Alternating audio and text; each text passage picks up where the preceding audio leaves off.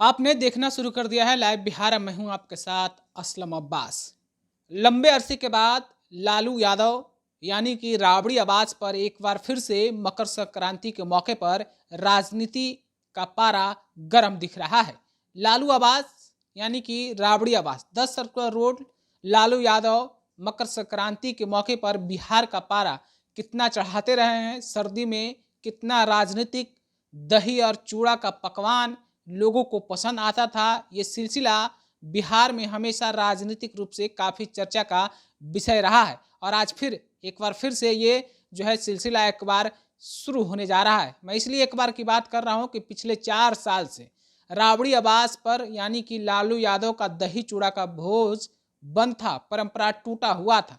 कारण कोरोना रहा। फिर पिछले साल जब तैयारी की गई राजद की तरफ से यानी कि राजद की तरफ से लालू यादव के बाद उनके बेटे तेजस्वी और तेज प्रताप ने 2022-23 में भी शुरू की थी, लेकिन 2023 में अचानक शरद यादव का निधन हो गया, जिसके बाद आनन फानन में कैंसिल कर दिया गया था। और उससे पहले कोरोना ने दही चूड़ा के भोज पर ब्रेक लगा दिया था। लेकिन 2024 में माहौल ठीक है, मौसम ठीक है और फिर राजनीति का अखाड़ा कहिए यानी कि चुनावी साल भी 2024 है। और लालू आवास राबड़ी देवी का आवास 10 सर्कुलर रोड में इस बार फिर से लंबे अरसे के बाद यानी कि 4 साल के बाद दही चूड़ा का भोज का आयोजन हो रहा है राजद की तरफ से, जहां बड़े बड़े नेताओं का जमावड़ा होगा। आम लोग वहां पहुंचेंगे और इस मकर संक्रांति के मौके पर दही चूड़ा का आनंद उठाते हुए नजर आएंगे।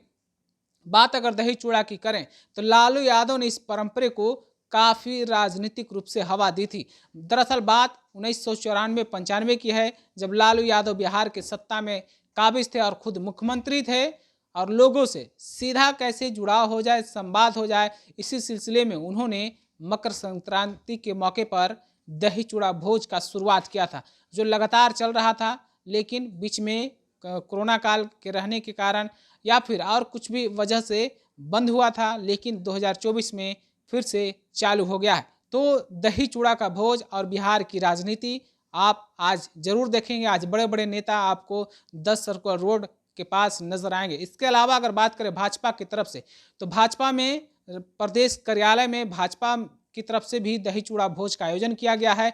वहाँ भी लोग जो है आनंद उठा रहे हैं दही चूड़ा भोज का और वहाँ भी लोग कार्यकर्ता पहुंचेंगे। हालांकि इससे पहले भाजपा के नेता नितिन नवीन और नेता प्रतिपक्ष विजय कुमार सिन्हा ने भी भोज का आयोजन किया था 13 जनवरी को नितिन नवीन के भोज में।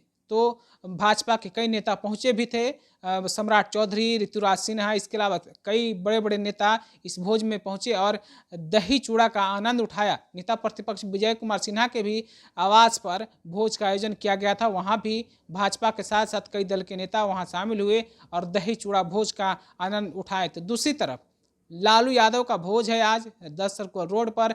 इसके अलावा चिराग पासवान भी भोज दे रहे हैं, जो 17 जनवरी को प्रस्तावित है। इसके पुरी में उनके जो प्रदेश कार्यालय है वहाँ लोगों को भोज दिया जाना है, जहाँ डायरेक्ट चिराग पासवान लोगों से मिलने जुलने का काम भी करेंगे। लेकिन सबसे बड़ा जो चर्चा है 10 सर्कुलर रोड का राबड़ी आवास का दही चूड़ा और भोज, इस पर बड़े बड़े नेता हमेशा आते रहे हैं, चाहे वो बिहार का मुख्यमंत्री नीतीश कुमार हो या फिर कई दूसरे पॉलिटिकल, सबको निमंत्रित किया जाता है। खास करके MOI समीकरण के तहत लालू यादव की तरफ से हमेशा वो बैठे होते हैं। उनके चाहने वाले, उनके समर्थक 10 सर्कुलर रोड में दही चूड़ा का आनंद उठाते हैं। तिलकुट होते हैं, भागलपुर का भुर्रा, बासमती चावल का चूड़ा, इसके अलावा कई तरह के आलू गोभी का तरकारी परोसा जाता है और कार्यकर्ता और समर्थक के साथ साथ नेता भी इस मौके पर इस भोजन का आनंद उठाते हैं। और लालू यादव और अब मौजूदा समय में तेजस्वी और तेज प्रताप भी लोगों से मिलते जुलते रहते हैं और लोगों से कैसे संवाद हो, लोगों से कैसे कनेक्टिविटी